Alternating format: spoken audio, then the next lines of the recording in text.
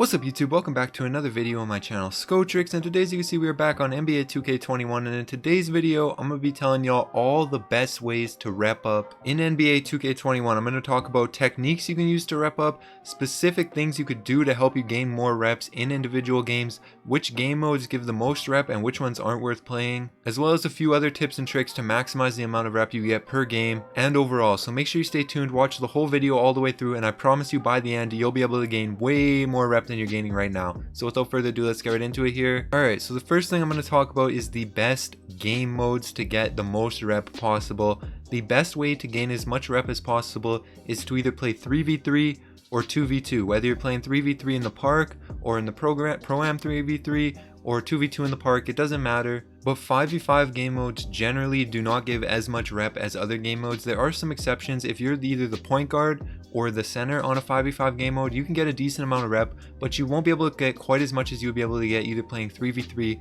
or 2v2 in the park or the Pro-Am. Now also I want to mention these events that come up sometimes in the park, like 1v1, 4v4, and 5v5 just in the park. These events are just about as good as playing either 2v2 or 3v3. Even though they are double rep, you don't actually get much more rep from playing 1v1 or 4v4 or 5v5 in the park than you would get from just playing either 3v3 or 2v2, where you could get a lot more stats in those type of games. So it's up to you if you want to play those specific game modes when they come up into the park, but the 3v3 double rep game modes in the park are definitely a good tactic. I'm gonna get into that a little later in the video, but those are definitely important to gaining as much rep as possible as fast as possible. Now like I said, 5v5 game modes are not exactly the best to play for gaining rep, but if it's double rep in the rec, you might want to consider playing that, especially if you have a point guard where you can get a ton of assists or be the primary scoring option, or you have a center where you can grab like 20 rebounds a game, get a bunch of blocks and stuff like that. Then those modes like rec or Pro-Am 5v5 on double rep might be a good investment for you to spend some time playing those when those events come up. Otherwise I think you can avoid those. Even when the double rep events come up, I think you can generally avoid those game modes. Instead play 3v3, 2v2. That's the best game modes for gaining the most rep possible. Now let's get into how to gain as much rep as possible for every specific build. And what's really important when it comes to this is playing for your specific archetypes. So what I mean by that is if you have a pure playmaking build, you're going to gain the most rep by getting as many assists as possible. If you have a pure shooting build, you're going to gain the most by getting as much shooting stats as possible, so scoring as much points as you possibly can, because how rep is distributed is through the my points system. So the more my points you get in an online game, the more rep that you'll get from that game. And the way my points work for specific builds is if you have a pure playmaking build, you get a lot more my points for playmaking type of situation. So you'll get a lot more for throwing assists or throwing lobs or pick and roll assists or whatever, whereas if you have a shooting build, you'll gain a lot more for however many threes or mid ranges you can make. You know, your shooting stats, you'll get a lot more my points for those. If you have a shooting and playmaking build, you'll get a mixed amount. You won't get quite as much playmaking for assists as you would with a pure playmaker, but you'll get more than you would with, let's say, like a pure finishing build or a pure shooting build.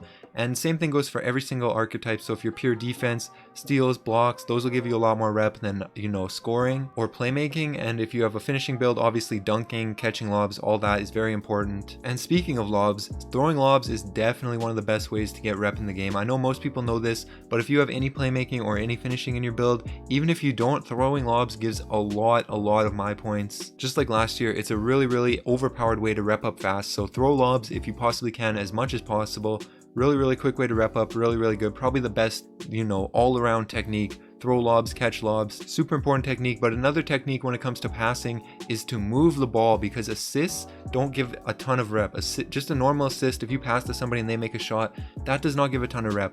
Assist variants such as pick and roll assist, lob assists, attack assists, and even secondary assists give quite a bit of rep, which is also known as like a pass to assist type of situation. So if you're getting pass to assist, those aren't useless, they do give some rep. So those assist variations are very important for gaining as much rep as possible. Don't just think the regular assists are getting you a ton, because they really aren't. You need all those variations. Those are what really give you the good rep, the good my points. And if you have good communication with your team, that helps you out a lot as well, obviously, because you can say, you know, pass the ball here, shoot it, pass the ball back to me, you know. So having good communication will help you get rep faster. That's very important. And along with these sort of assist variants, the same thing goes for defense. If you're a defensive build, you know, obviously blocks, steals, rebounds, those give a good amount of rep, but not a ton. A few other things that give good amounts of rep: tipped pass, ball poked loose, And also something that gives a lot that a lot of people don't know is good shot contest. That gives a lot of rep. Even if you don't block the shot, good shot contest alone will give a lot of my points, which in turn gives you quite a bit of rep. But now I want to take a second really quickly and talk about something that a lot of people do wrong.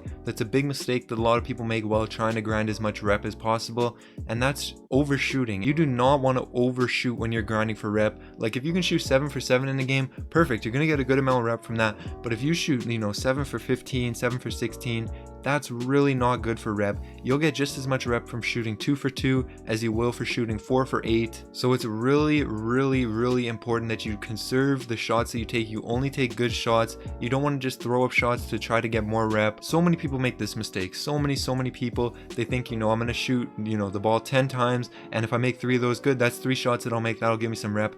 Not really. That's not how it works. If you shoot 1 for 5 from 3, you're not getting any rep from that game for that one shot that you made. If you shoot 1 for 1, you're gonna get a decent amount of rep, obviously not a lot because it's just one shot, but you will get some rep from that. So missing shots really does take away from the maximum amount of rep that you can get in a game. So make sure you're taking good shots, and this actually correlates into another tip that I have for you guys, and that is make sure that you win the game at all costs. Do not let your stats jeopardize, a win and give you a loss, because you're going to get so much more rep just simply from winning the game, no matter how you play, than you would from losing. If you drop, 10 points, 3 assists, 3 rebounds, and you lose the game, that's going to give you less rep than if you had 7 points, 2 assists, and 2 rebounds, because you do get a good amount of rep just from winning the game. So it's super important. Do not let your stats jeopardize the win.